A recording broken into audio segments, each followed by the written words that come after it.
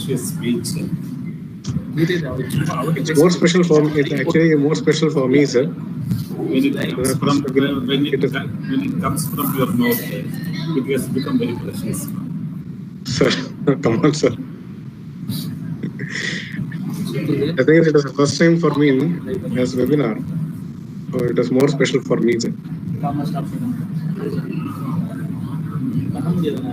No problem.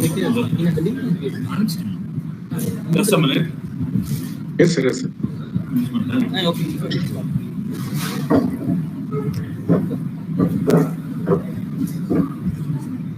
Just a minute ago, Mr. Krishnan. Yes, sir. Yes, sir. Am I audible, Krishnan? Yes, sir. Perfectly audible, sir. So, a delightful, pleasant, productive, and progressive good morning to one and all who has gathered here through online, through multimedia platform using modern gadgets, and to be willing participants for the two-day webinar on applications on mathematics and mechanical engineering. First of all, I feel honored and privileged in welcoming the guest speaker, Dr. S. Krishnan, to this August gathering.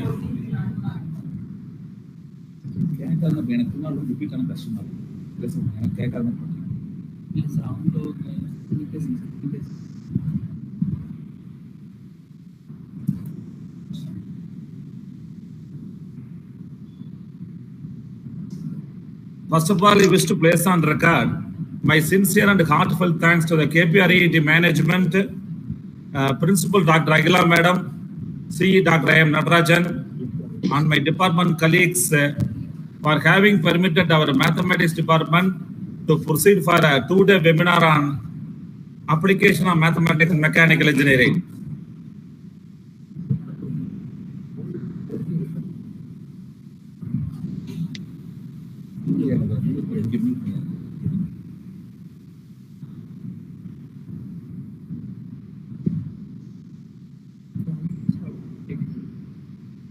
Science, engineering, technology, they always roll on the wheels of mathematics, and mathematics provides the basis to comprehend and unravel the principles and procedures of science and engineering.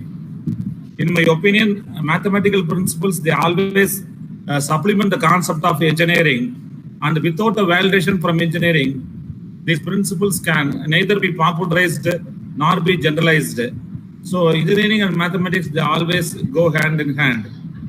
One of the major branches of mathematics is numerical methods. Whenever an engineering problem cannot be solved using either direct methods or closed form solution method or by series method, a numerical solution is always sought.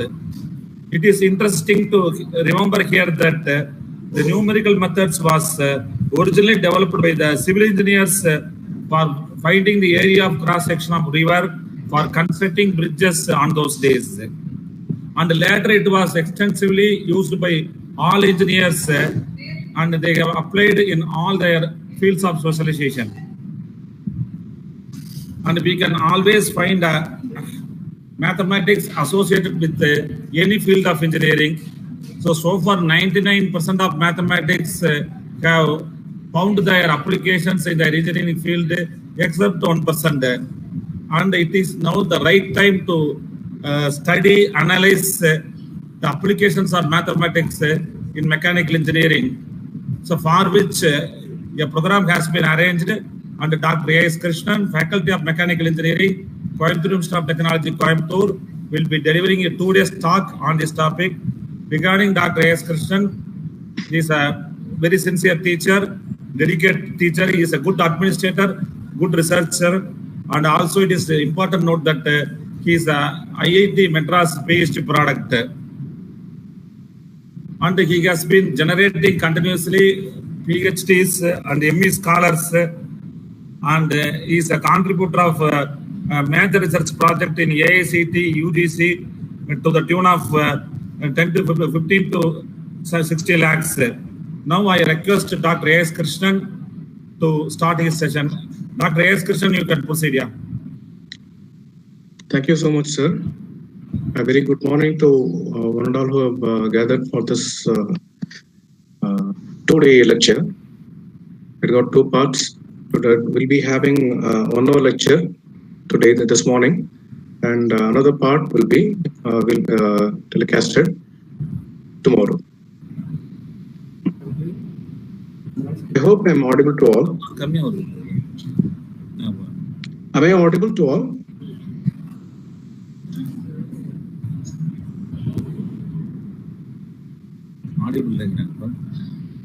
Am I audible? Sir, you can a little bit raise your voice, sir. Otherwise, you increase the volume. Okay, fine. I'll do that. Okay. So, a very good morning to one and all again, and I'm happy to be here amongst you to share whatever little I know on the applications of mathematics and mechanical engineering. Mathematics is wide, and so is mechanical engineering too. And we'll have a glimpse of the applications in mechanical engineering today and tomorrow.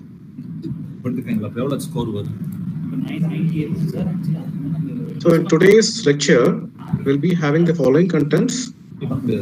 First topic is on integration. We will look at what is the physical meaning of integration, and we'll also have a small review of the same. Then we'll proceed to the application, which is in fact the core of the lecture.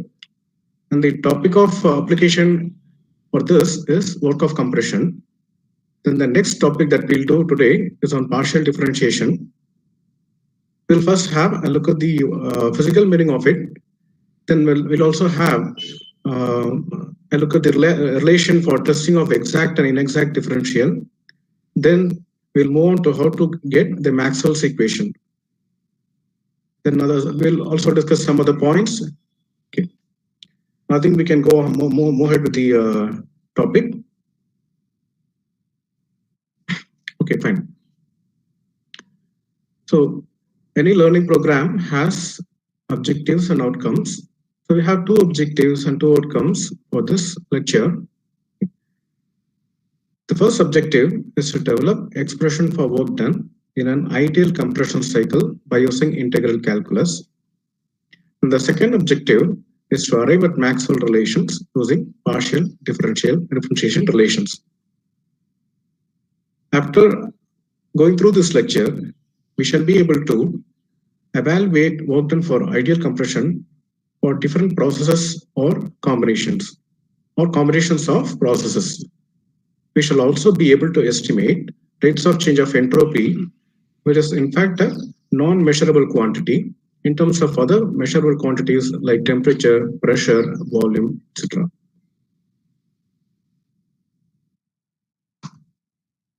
We'll come to the first topic of today's lecture, integration. We'll be dealing with this topic for about 15 to 20 minutes, and we'll also be trying to we'll be solving a problem, and it is expected that you can also solve it online and post your answers. We'll be giving time for calculation. What is integration? Integration actually it means to sum up, to join or add. Okay. So a couple of applications of integration are, it helps us to find the area under a curve. Okay. It also helps in solving differential equations. And it is a second one, or the second point what has been highlighted that we're going to deal with more. How it helps us to find the area under a curve. To understand a little more on this, we'll first have we'll have 2 cases. Okay. On the left-hand side, you will be able to find a graph, a plot of y versus x. Okay. Now, for this case, y is equal to 2x. It is a linear variation. Okay. If the variation is linear, then how do you find the area under the curve? Okay. By area under the curve, I mean the area subtended by the curve y equal to 2x on the x-axis. Okay. So by looking at it, we'll be able to identify that it is a trapezium. It's a ready-made formula what we have, and the area under the curve is 99 square units, or 99 square units, or it is 99. The units will be the product of dimensions of x and dimensions of y. Okay. Let us also do the other way around. Area is y dx. Integral y dx, limit x is equal to 1 to x is equal to 10. X varies from 1 to 10. When we do this integration, we get x square by 2, and the 2 gets cancelled. When we apply the limits, we get 10 square minus 1, it's 99. We get the same answer. So whenever we proceed with the, when we consider the two formulae or two methods, the first one is a relatively simpler one than the second one. When we move on to a complex formula, we always compare our results the simpler one. Or this is something like a validation. Okay. Now, if it is going to be a straight line, it is fairly simpler. Now, if it is a nonlinear one, nonlinear profile, which you find on the right hand side. Okay. Now, it is the equation has been given as y equal to x square plus 6c minus 14x minus 5e minus 13. Okay. So in fact, the second two terms can be neglected. So we don't have any ready-made formula, but integration helps us with this. Okay. Right. Now when we integrate, what do we get? Okay, we get x square dx where limit x is equal to 1 to x is equal to 10. So we have 333 as the answer. Okay. Now I just wanted to tell you something interesting. These curves, both y equal to 2x and y equal to x square plus 6e minus 14x minus 5e minus 13, both were plotted on Excel, using Excel. But when I was plotting, I did the plot only for y is equal to x square, not these two terms, the second two terms. After plotting, I just wanted to show what is the curve about. So when I fit a trend line to this one, so this resulted in y equal to x square plus 6e minus 14x minus 5e minus 13. Whereas actually I had plotted only for y is equal to x square. So this is actually a numerical error. So whenever we do numerical solution, it also gives us some error. Okay, but in this case, of course, error is not so huge. But we must always be on the lookout for error because of numerical solution. Let us proceed to the next slide. Okay. So the topic of today is how to calculate the work done using integral calculus. Okay, work done is one of the very important topic in mechanical engineering, okay. And the piston cylinder arrangement is an ideal tool for understanding the work done. Okay, now to understand this one, what we do is we'll take an ideal arrangement. Okay, arrangement is we have a cylinder within which a piston is moving forward and backward, and it encloses an ideal gas. Ideal gas with which it obeys the state relationship.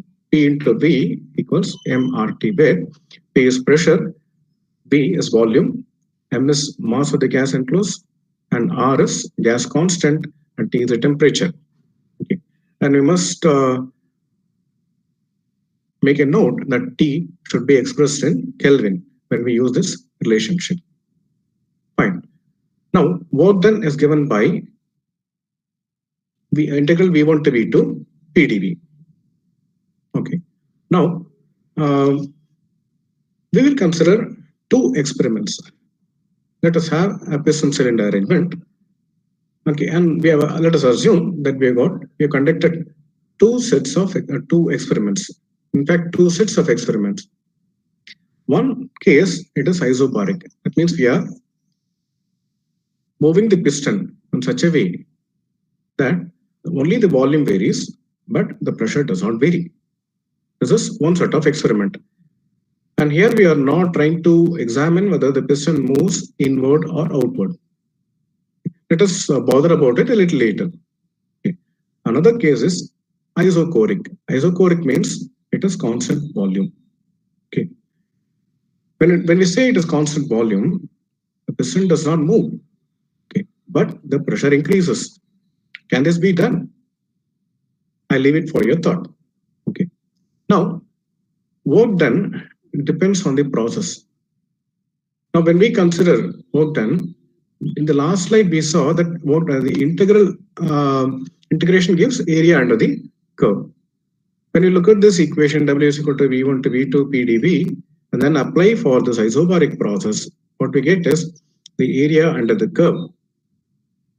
I think this volume varies from where about 0.01 to 0.1 meter cube. We get the volume under this line. When we apply the same thing to an isochoric process, there is no volume under the line. Okay. It is zero.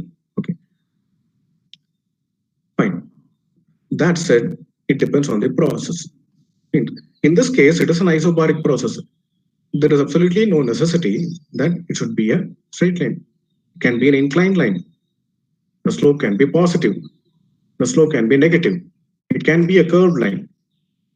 So some of these will be dealing in the next slide. So what is the work done by the gas? Or okay. Now, depending upon whether the piston moves inward or outward, we'll say work is done by the gas or work is done on the gas.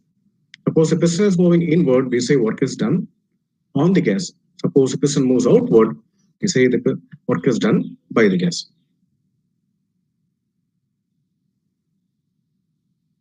Now we look at work done for different types of processes. Okay. So we'll consider three processes. One is isobaric, the other one is isentropic. Isentropic processes are also called as reversible adiabatic processes. The third one which we'll consider is an isothermal process. Isothermal process or constant temperature process. So on the right hand side, there are two graphs. The first graph is a repetition of the one what you've already seen. And in the second one, we see two plots. One is for an adiabatic process and other one is for an other one is for a isothermal process. We look at the work done for each process one by one. For an isobaric process, it is integral V1 to V2 PdV. When we do this, we get, since P is a constant, we take it out of the integration. It is P delta V. Delta V is V2 minus V1. Okay. Here I given a plus or minus symbol. Okay. The reason for giving plus or minus is it is not arbitrarily, it is plus or minus, like we have the roots of a quadratic equation. Okay. Here we are not specified which is V1 and which is V2. So depending upon which is V1 and which is V2, we'll have either plus or minus. Okay. You can always calculate for substitute the limits and calculate. So in going to the isentropic process, we have W is equal to integral V1 to V2 PdV. What we do is, for an isentropic process, PV for gamma is a constant, where gamma is the ratio of specific heats. Now that's it. So PV for gamma is a constant. So what we'll do is, so P can be written as C divided by V for gamma. That's what we have to know here. C is a constant, so we can take it out of the integral. Now, when we evaluate this integral, we get, so V goes to the numerator, so V power minus gamma plus 1 is the index, and in the denominator we have 1 minus gamma. Again, limits from V1 to V2. Once again, we have this is plus or minus because we have not specified which is V1 and which is V2. Fine. Now, coming to the isothermal process, we have W equal to, again, in this, again, it's an integral PdV. However, we have a small change when compared to isentropic process. For the isentropic process, PV power gamma is a constant. For an isothermal process, PV is a constant. Now, we can have a look at the previous slide. For an isothermal process, what happens is T is a constant, R is a gas constant, it doesn't vary. Within enclosed or within a closed system, M also does not vary. So MRT is a constant. So PV is a constant. That's what has been written over here. Now, when we integrate, what we have is C is out of the integral. Again, then we have within the integral, we have 1 by V dV. So when we evaluate this integral, we have C ln of V2 by V1. Was it careful enough to use natural logarithm? And as in the previous two cases, we again have plus or minus. Okay. Now, the answers have been given to you, but the answers are jumbled. Okay. Maybe we can take 1 or 2 minutes for somebody who may be interested in evaluating this.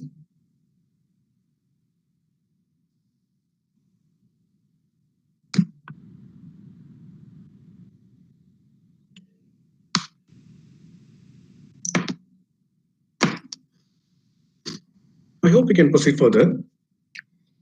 And I also hope that some of you would have got the right answers. Okay. Now we'll have a look at the PV curves for adiabatic and isothermal cases. Okay. Now we are compressing from a volume of 0.1 meter cube to 0.01 meter cube. Compression is not increase of pressure, but it is a decrease of volume. Okay. Fine. Now when we look at these two curves, okay, obviously one can see that the PV power gamma is equal to constant has got a higher slope in comparison with PV is equal to constant, which means that this will have between two volume limits, PV power gamma is equal to constant will subtend a larger area, which means that an adiabatic isentropic process will consume more work. Fine. Now, when we deal with compressors, we don't we specify the suction pressure and the delivery pressure. For example, suction pressure is 1 and the delivery pressure is 10. When we look at these 2 points, it appears as if the area subtended by the isothermal curve is larger than the area subtended by the adiabatic curve or reversible adiabatic curve. We shall try answering this question in the next ensuing slides. Now, in the previous slide, we have dealt with only one process. Okay. Now we'll deal with the compressor, ideal compressor cycle, wherein the compressor has got a clearance volume, a finite clearance volume. And the processes we are considering are compression. Now here we have numbered the process. Unlike the previous cases where we have not numbered, here we have numbered the process. 1 to 2 process is compression, 2 to 3 process is the delivery, 3 to 4 process is expansion, 4 to 1 process is suction. Okay. And in any problem, as mentioned earlier, we'll be having the lower pressure and higher pressure. In this case, we have 1 bar and 5 bar respectively. We'll also be having the total cylinder volume.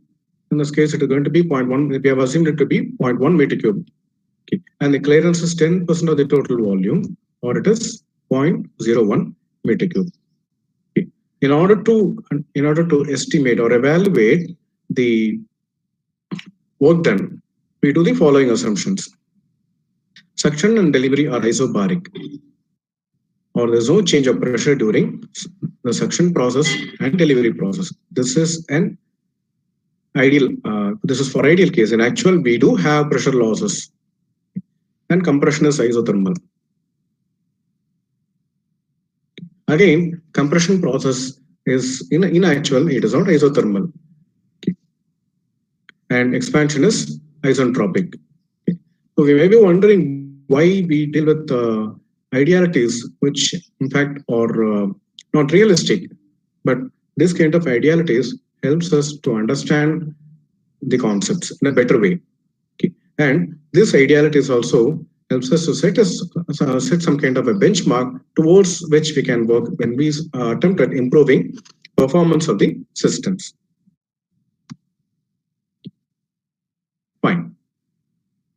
Now we have the ideal compressor cycle. How to calculate the net work done? Okay. Work net is we have work of compression, and we have work of delivery from process 2 to 3, and we have work of expansion from 3 to 4, and we have work of suction from 4 to 1.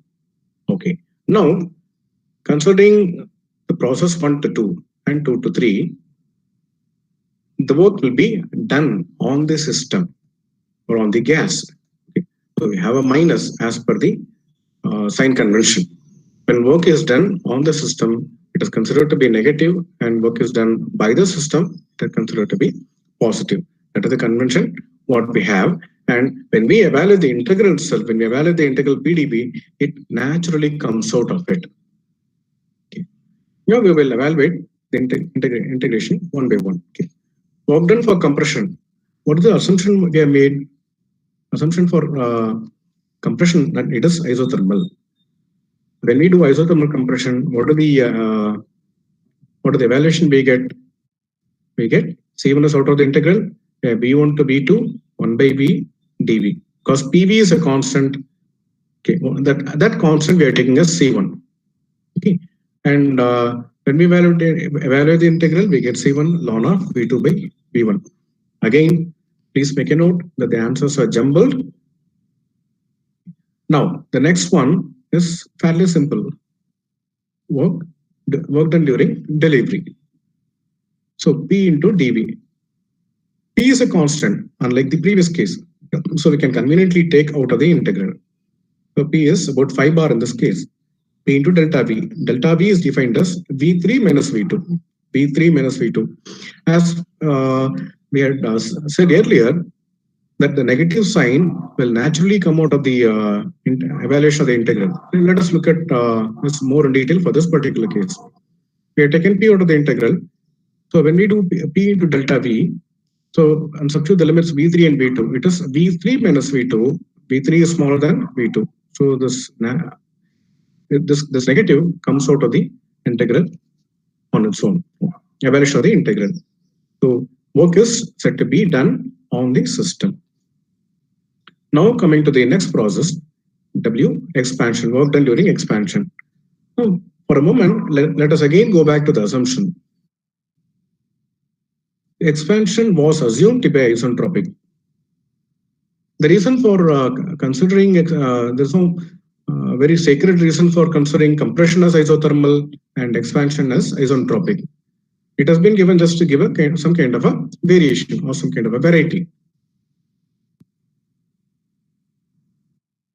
For isentropic process, so we have PV power gamma is a constant, and we must make a note that this is not the same constant as we have done. We have used earlier. In the earlier case, PV is equal to constant. It's a different constant, C1. So we are taking it as C1, and here PV power gamma is equal to C2. It's again a different constant. C1 is not equal to C2. Let us have a look at why C1 is not equal to C2. Now P1 is about is 1 bar and V1 is 0.1. Okay, PV will be C1 point, so it is going to be 0.1. So here PV per gamma is not the same. It is we will not get the same value. In fact, the C2, the value of C2 will be about 0.0079 something. That was what I got while calculating. So when we evaluate this integral, we get C2 into V power minus gamma plus 1, and in the denominator we get minus gamma plus 1 integrated between limits V3 and V4. Now when we do this, we get a positive one because V4 is greater than V3, which means that work is done by the system. Now coming to the last one, work done during suction, that is equal to integral P V4 to V1, V4 to V1 dV. Again, P is a constant, so we can conveniently take it out of the integral. Okay, and we get P delta V, where delta V is defined as V1 minus V4. So what we'll do now is we'll take I'll give you some 2 or 3 minutes. You can just try working out this problem. And in the meantime, if somebody is having some questions, you can go ahead with that.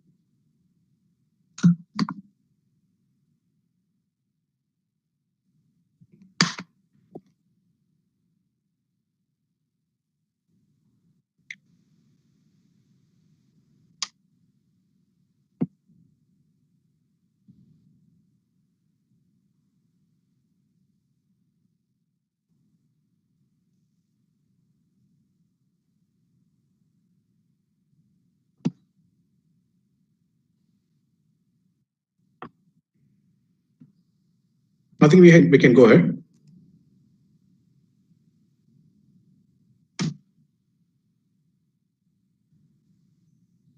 I do hope that some of you would have calculated and got some answers. Again, just for the sake of some kind of a challenge, I have jumbled the answers. Okay, so in this case, what we have essentially done is we have calculated, we have split the cycle into 4 parts: compression, delivery, expansion, and suction. Okay, so there is absolutely no necessity that we need to have these calculations done step by step. We can always combine all these things and form and get a relation. And mostly we'll be having such relations in standard textbooks. Okay. What I thought was I can split it up into smaller parts and then present. So that's the reason why I did. And when we do this way, we'll also be able to have a look at what are the energy consumed in each and every process.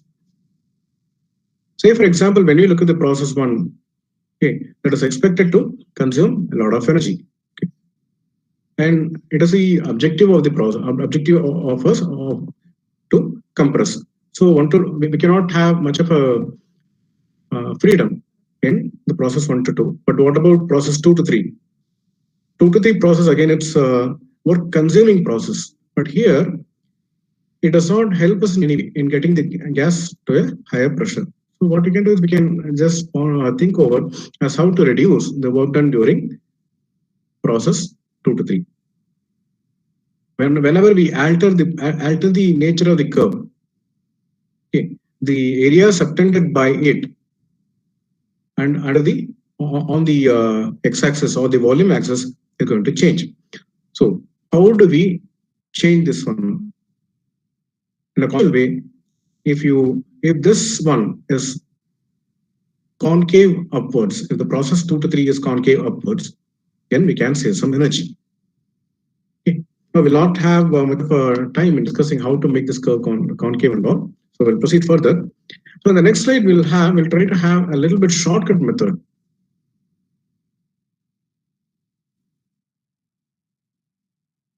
Okay. So net work done, how to calculate the net work done using an alternate method. Now, what is the net work done during a cycle? That is area enclosed by the curve 1, 2, 3, 4, 1. We should keep in mind that we are not saying it is 1, 2, 3, 4. It is area enclosed by the curve 1, 2, 3, 4, and 1. It involves 4 processes. So this is going to be the area enclosed by the curve. Fine. Now, geometrically speaking, we can get this area enclosed by the curve 1, 2, 3, 4, 1 by subtracting the area subtended by the curve 3, 4 on the pressure axis. Area subtended by the curve 3, 4 on the pressure axis, okay, from the area subtended by the curve 1, 2 on the pressure axis. Okay, fine. That's what has been represented over here. Yeah. What you're doing is we are geometrically getting this area. In this area, so it is area subtended by the curve 1, 2. What is the curve 1, 2? It is isothermal compression. Fine. And what is the area subtended by the curve 1, 2? Where? Not on the volume axis, but on the pressure axis. That minus the area subtended by the expansion curve 3, 4. Expansion is adiabatic. Okay. Subtended by the curve again on the pressure axis. So when we know these two quantities, we can directly get. So what was the great advantage in it? In the earlier method, we had to calculate 4 steps. Okay. Now here we have only 2 stages. Even in the earlier method, we had to calculate the work of some process during compression. And we have to do some evaluation for the process 3, 4 also. The same thing we are going to do here also. But here, we are not much worried about what happens during the process 3 to 2 and 4 to 1. Fortunately for us, it is an ideal compression cycle where 3 to 4 process delivery and 4 to 1 process, that is suction, they are done at constant pressures, right? Okay. Now, how to calculate the area subtended by the curve 1 to 2 on y-axis or the pressure axis? That is done by BDP. If we have to calculate the, this is where our integral calculus comes into picture. Suppose if we need to calculate the area subtended by the curve 1, 2 on the x-axis, like we had done before in the previous method, then we should calculate BDP.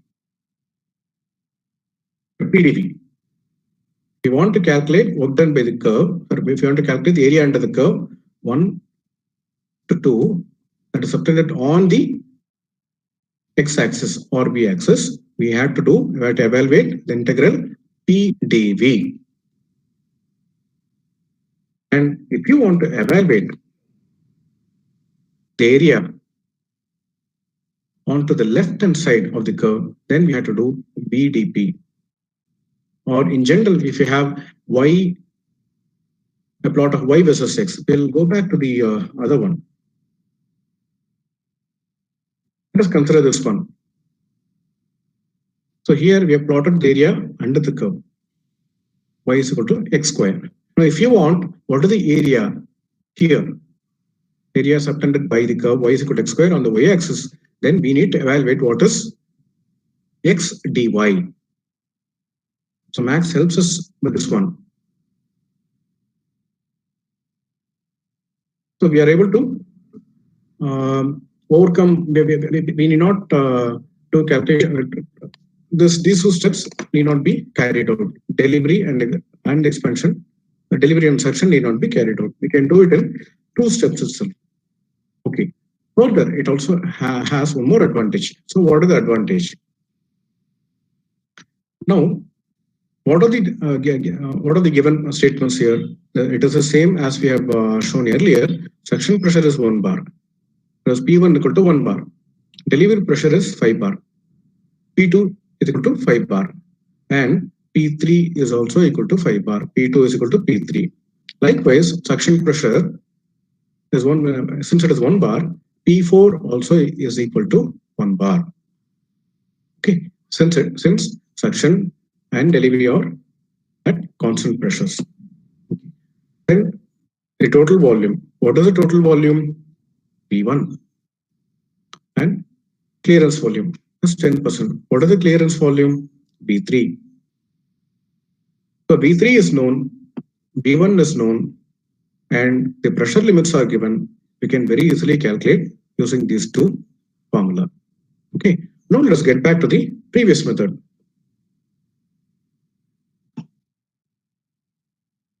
Suppose if you want to calculate using calculate the work of compression from 1 to 2, V1 is given. Is V2 given? No, V2 is not given. You had to calculate V2 also. How do you calculate V2? P1 into V1 power gamma. P1 in this case, P1 V1 is a constant. So for each case, you have to do it. So unless and otherwise, V2, we will not be able to calculate the work of compression. Likewise, when it comes to V3 to V4, that is work of expansion. V3 to V4. What is V4? V3 may be known. What is V3? Clearance volume. That is given. How to calculate V4? Using relationship. So, in addition to these 2 steps, you also need to calculate what are the parameters required for these 2 steps, namely V2. For the first step also, we need V2. And that, but once V2 is calculated for the first step, we can use it for the second step. And likewise, we need to calculate what is V4 also. Okay. And these calculations are not required for the alternate method. Okay. So this is the kind of some kind of a shortcut method. Okay. And what Max offers for us. But we must always keep the main picture into consideration, that is this one. Okay. Geometrically, we can get the work done through this method, but in a physical sense, you must always remember the previous one. Okay. And one more thing that we need to look at is the sign convention. Okay. In the earlier cases, we did not look at the sign convention. It automatically came out. The minus, it automatically came out. Right. But here, what we need to do, we'll just have a look at what happens. Now, let us look at the process 1 to 2. When it comes to the process 1 to 2, process 1 to 2 is isothermal.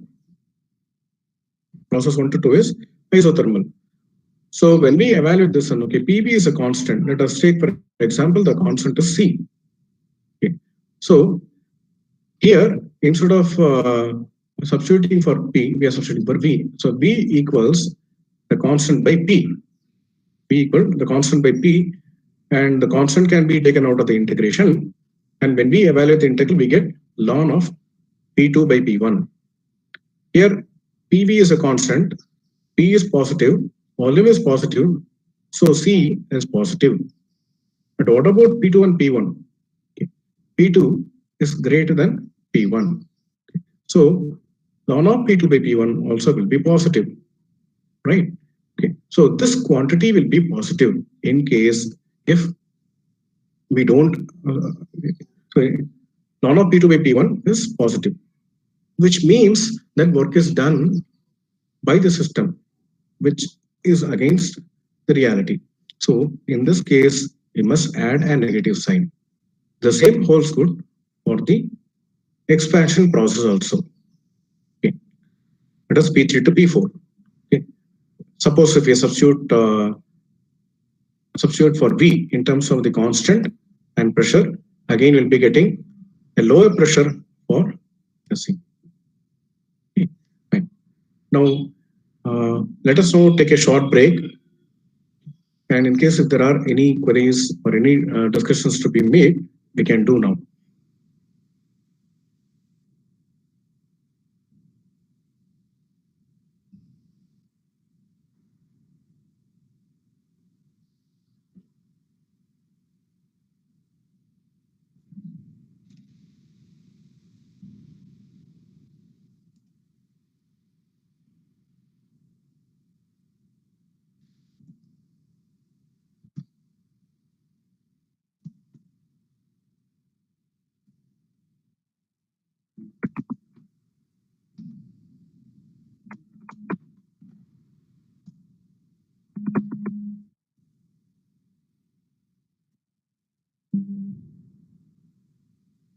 Please let me know in case if there are any queries.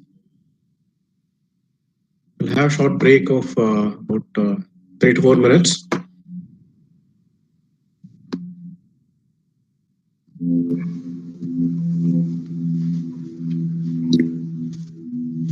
Because the next session is on slightly different topic. It's again on calculus, but it's on partial differentiation.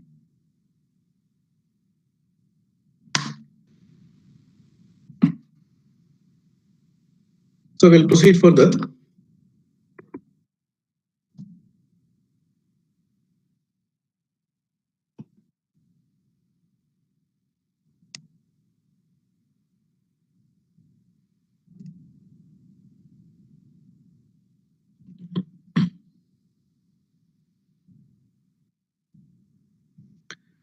So the next topic of discussion today is partial differentiation.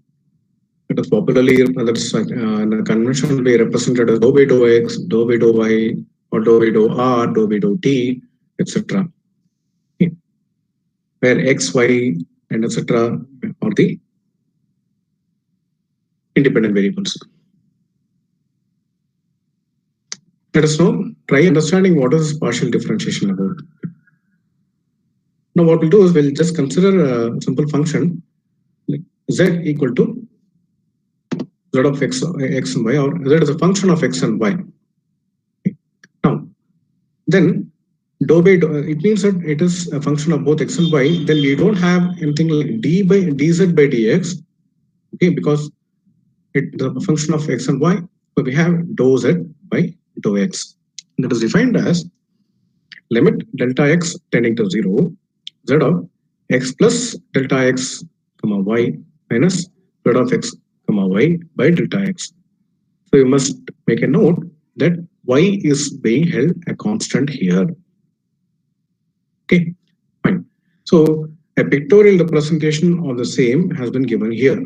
And this picture I have taken from the book authored by Professor Sengel and Professor Mikhail Bolz. People generally called Sengel and Bolz, thermodynamic engineering thermodynamics. Okay. It's one of the nice books what you can have for learning the various concepts of thermodynamics. Yep. When we plot, say for example, if we're going to plot z as a function of x and y, it gives in fact not a curve. Okay, we get a 3D figure, and in the 3D figure, what we're going to do, we are slicing with a plane, okay, where y is a constant. Okay, for which y is a constant. It means yes, this plane is parallel to the zx plane. Then y will be a constant, and along this plane, z is going to vary only with respect to x. Okay. And the slope of z with respect to x, okay, at any point will give dou z by dou x. That is the physical meaning of it.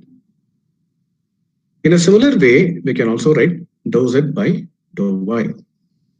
That is limit delta y tending to 0, z of x, y plus delta y minus z of x comma y. Like we held y is a constant in the previous case, where we are holding x as a constant in this case. Fine. Now, suppose if both y and x varies, if you want to find out what is z at x plus delta x comma y plus delta y, if delta z is defined as z at x plus delta x comma y plus delta y minus z of x comma, what is the value of z at x plus delta x and y plus delta y, and what is the value of x or z at x comma y. The difference between these two gives the total change. Okay. And what we do is we add z of x comma y plus delta y and subtract. To this equation, what we do is add and subtract z x comma y plus delta y. After doing this case, then we can do, we have z x comma y plus delta y. Okay. Here we have x plus delta x, and here we have x. Pertaining to y axis, both are y plus delta y. So y plus delta y and y plus delta y here. Fine. Only x varies. So these two terms we are combining. Likewise, we are having x, y, comma, delta y. This is one what we actually added. This was one what we subtracted. Okay. Here, x is a constant, but y varies. X, y plus delta y, and y. Fine. Now what we're doing is multiply and divide by delta x for this particular part, multiply and divide by delta y for this particular part. So going by the definition of dou z by dou x, okay, where we're going to hold y as a constant. Y is a constant here, okay, like what we had here. So this entire term, this term z x plus delta x comma y plus delta y minus z of x y plus delta y by delta x, what is it? It is dou z by dou x. The subscript y denotes that y is being held a constant, multiplied by delta x. Likewise, we have z of x comma y plus delta y minus z of x comma y by delta y. Here, x is being held constant. So this term will become dou z by dou y, since x is held constant, then delta y. So delta z is given by dou z by dou x multiplied by delta x. plus dou z by dou y at for constant x multiplied by delta y. Here we have considered z as a function of x and y alone. We can have more variables as well, for example t or others. Okay, in a typical case, if you're going to have a three-dimensional flow, an unsteady three-dimensional flow, we have a velocity depending upon x-axis, x-coordinate, y-coordinate, z-coordinate, and also time. So we'll be having velocity v vector as a function of all the three space coordinates and time. Okay. Now this result will be using for the ensuing slides.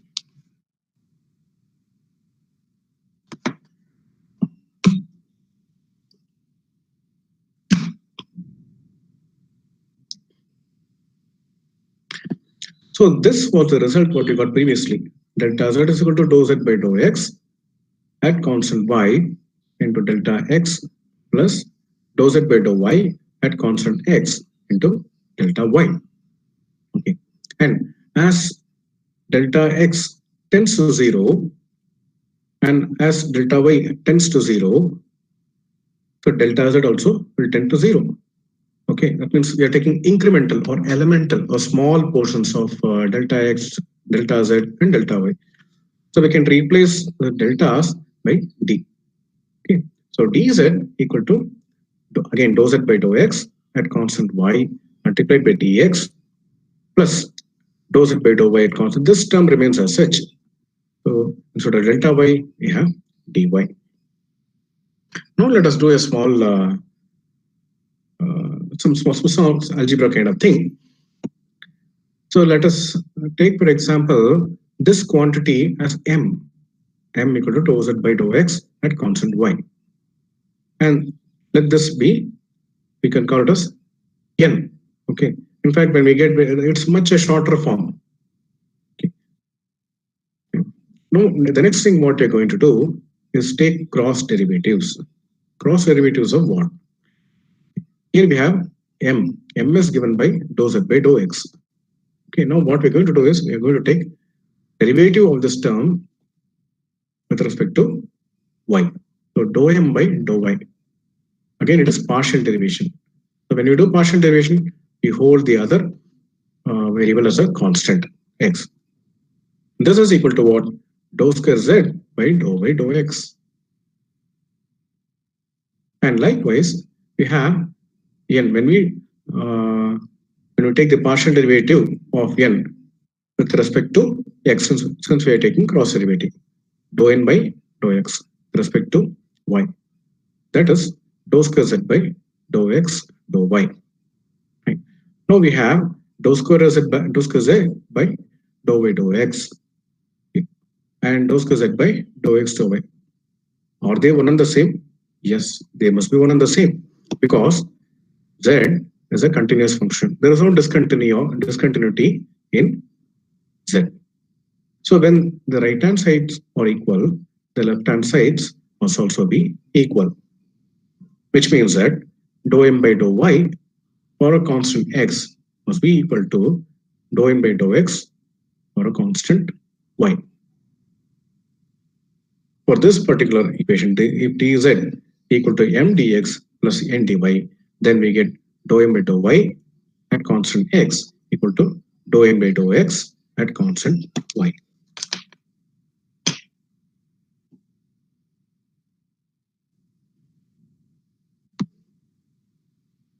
Fine. Now we are going to apply this for arriving at the Maxwell relations. For a closed system means there is only energy exchange. There is no mass exchange. For a closed system that is undergoing an incremental. Incremental means a very small change. Okay, incremental reversible change. First law gives us du equal to TdS minus PdV, where U is internal energy, T is temperature, S is entropy, and V is volume. We are not taking specific quantities. We are taking actual quantities explicitly. Or we are taking extensive property. It's not intensive. The same can be extended for intensive properties as well. When we divide throughout by mass, we get d into small u equal to t into d small s minus p into d small b. Okay, so it doesn't really bother us whether we are going to take extensive property or intensive property now. Now, likewise, you have some few more relations. Enthalpy, definition of enthalpy is H equal to U plus PV. And we have Helmholtz function that is given by A equal to U minus TS. And Gibbs function G given by H minus TS. Now what we're going to do is we're going to differentiate this. When we differentiate this, what do we have? DH on the left hand side. So on the left hand side for all this, we have DH, DA, and DG. Now U given by DU, and DH. What we're going to do is DU will be substituted by TDS minus PDB. Okay, so here we have D of PV, and we have, when you substitute for DU, we have minus PDB. Then we'll be getting this expression: DH is equal to TDS plus PDB. What is D of PV? D of PV is VDP plus PDB. Okay, so from this we get DH is equal to TDS plus VDP. So we can do a similar thing for the other two cases also. I have not explicitly given the steps, but you can always work them out as an exercise. So DA gives minus SDT minus PDB. And from this, when we differentiate the Gibbs function, we get DG is equal to minus HDT plus VDP.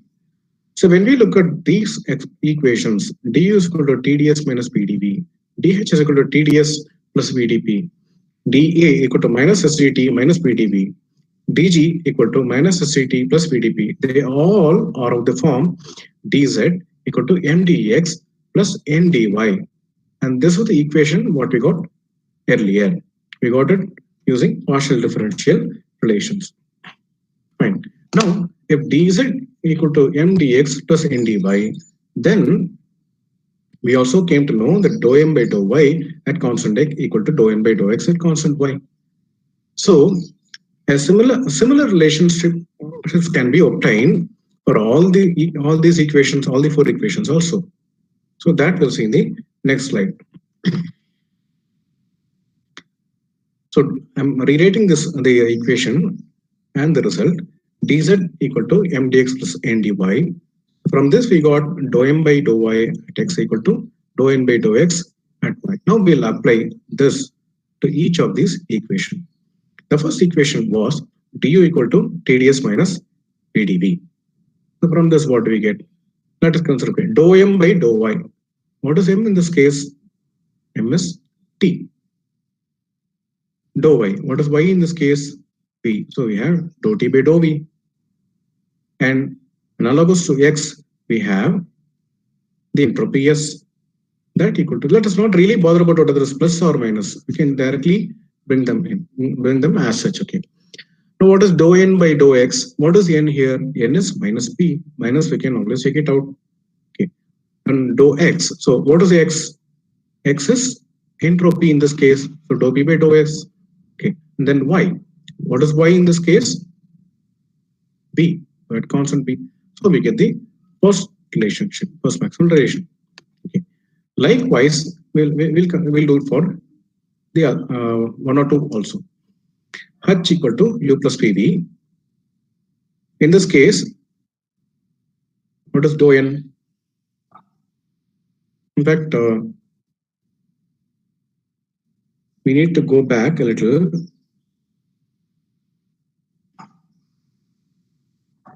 In fact, dh is equal to TDS plus VDP. dh is equal to TDS plus VDP. I'm sorry. In fact, I should have pasted the differential form and I had pasted only the definitions.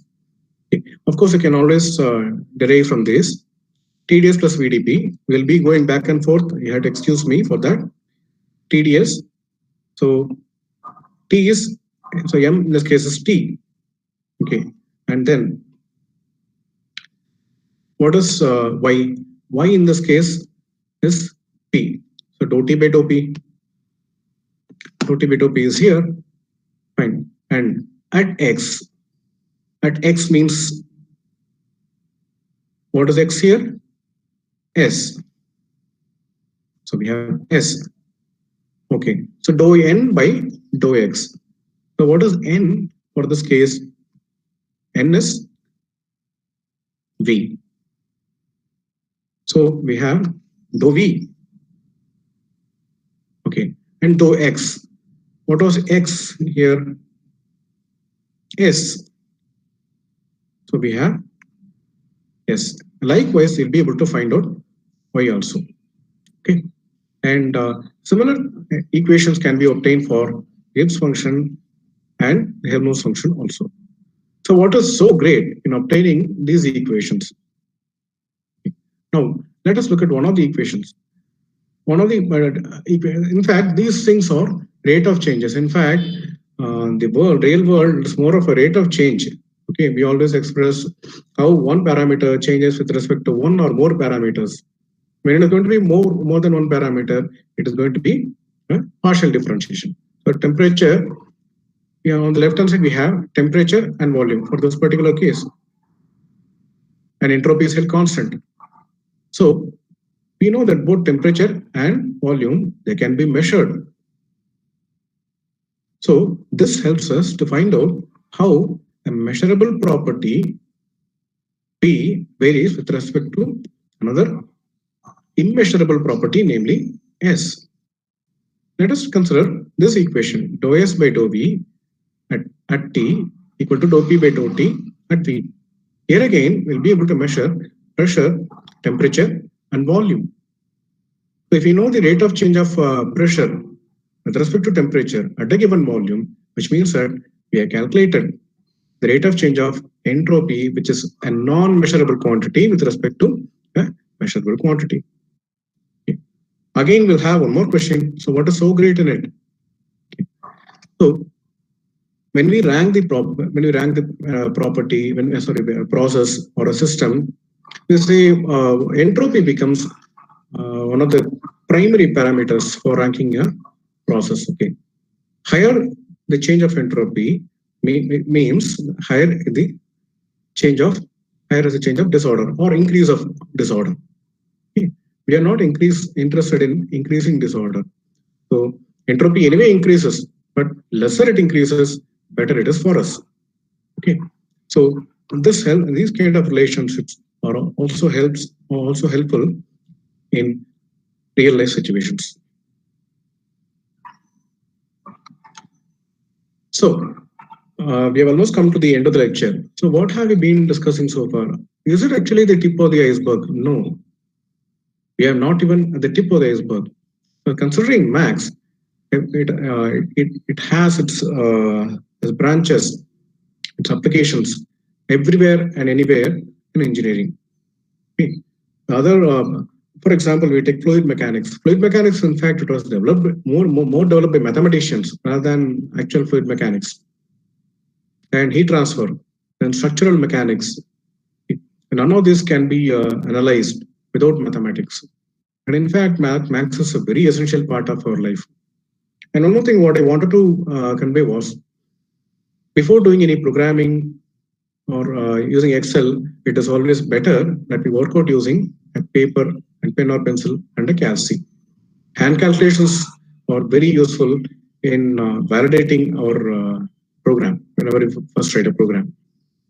And of course, other points in this era of COVID-19, please maintain social distancing, please maintain hygiene, boost your immunity by healthy thoughts, healthy food, have a regular sleep, have exercises. Because we know prevention is much, much better than cure. Stay safe and stay healthy. The following are the references I refer to: Jonas Sengel and Michele Bowles, a very popular book, Thermodynamics and Engineering Approach, and one more book on Introduction to Thermodynamics of Materials by Professor David Gaskell. And at this juncture, I take pleasure in my expressing my earnest and sincere thanks to the management, the principal, and the head of the Department of Mechanical Engineering, Coimbatore Institute of Technology. This institute has always supported me, encouraged me, and I extend my thanks to KPR Institute of Engineering Technology, Coimbatore, for having given me an opportunity for this. In particular, I thank Professor Head Dr. Ramaswamy, Professor Head of Max Department, KPR Institute of Engineering and Technology. And during preparation of this slide, and even before also, I used to discuss a lot with Mr. S. Tirumurugan, Assistant Professor, Department of Mechanical Engineering, and I also express my thanks due to him. You can send your valuable feedback or any questions to cat.edu.in. Thank you so much. So some of the questions I have posted, you can put questions.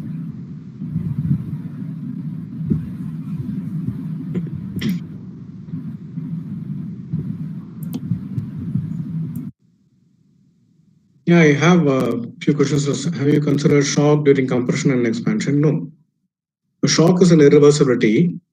As you all know, I have not considered shock because the purpose of this particular thing was to highlight how much important is mathematics even for the simplest of concepts of mechanical engineering.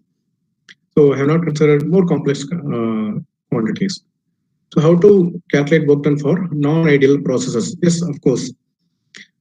In fact, all the processes are not ideal. All the processes are non-ideal only. So let us consider, okay, let us go back to the slide.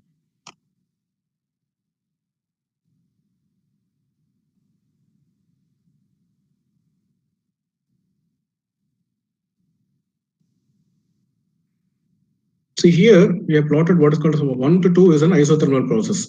1 to 2 is an isothermal process, means the temperature of the gas which is enclosed between the piston cylinder arrangement remains constant.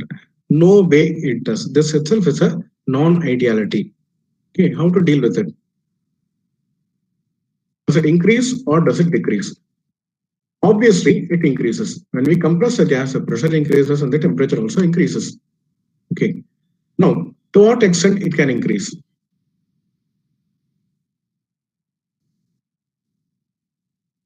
Now, when we consider this, because in fact, the one below is isothermal. The one below is isothermal, and one above is isentropic. Isothermal means the temperature remains constant. Okay, how is the temperature remaining constant? Because as when we consider the piston cylinder arrangement,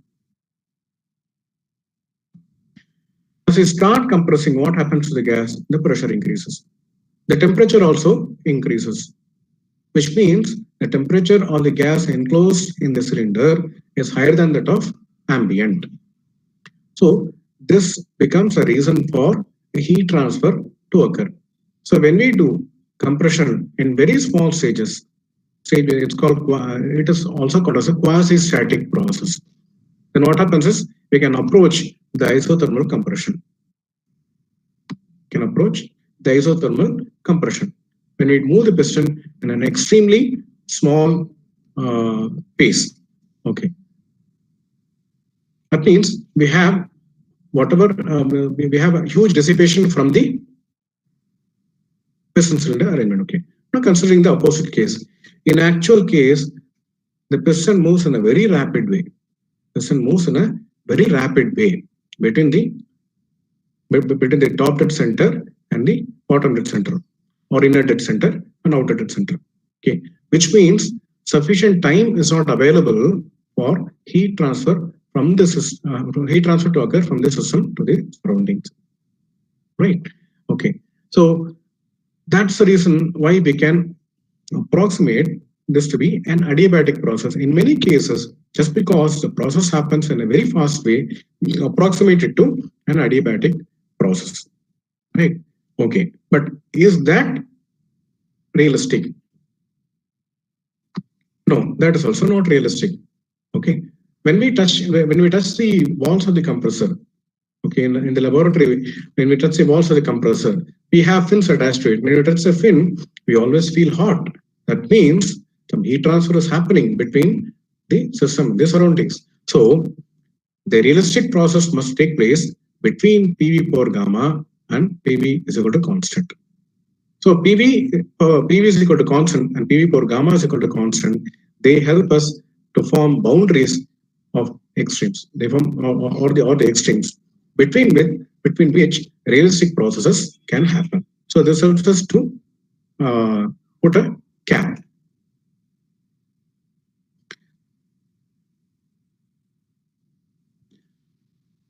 So what we can do is we can always have an isentropic efficiency, but we need to have some experimental measurements for this. Without experimental measurement, it is extremely difficult to have an exact calculation. I hope I reasonably answered that question.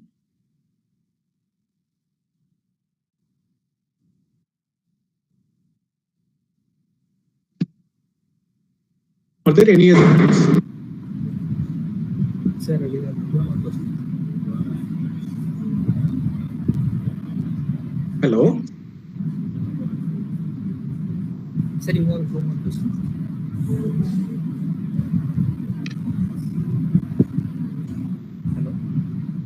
Hello?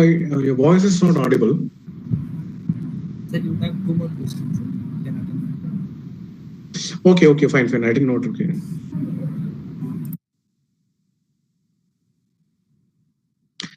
Okay, energy is supposed to be lost in the system when work is done. Can the lost energy be calculated using partial derivative formula to obtain it? Okay. Yes, energy loss, even in an ideal process, when we apply the first law of energy, first law of thermodynamics, we'll be able to get it. Sometimes we even don't need to go for the partial derivatives. We can even directly calculate by using first law of thermodynamics to calculate what is the amount of energy loss, what is the amount of energy gain, and what software can be used for applying max engineering. There are a hell of a lot of softwares, but of course I can tell a few softwares which are open source. One is called Octave. This is similar to MATLAB, and this is an open source software. Okay. You can download the software for free. The documentations are free, and some people who are interested in doing fluid mechanics application or CFD application can resort to what is called as an OpenFOAM. OpenFOAM again is an open source software. It is developed by Imperial College people.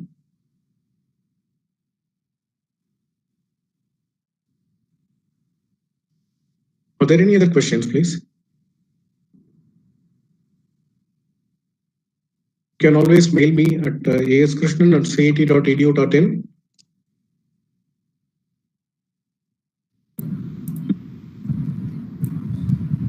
Sir, we have no more questions. So let's close the session. On behalf of the participants and the KPR-IIT, I thank Professor Krishnan from CIT Coimbatore for this wonderful presentation. So thank you, sir. Let's meet tomorrow. Thank you, sir. Thank you. Thank you so much.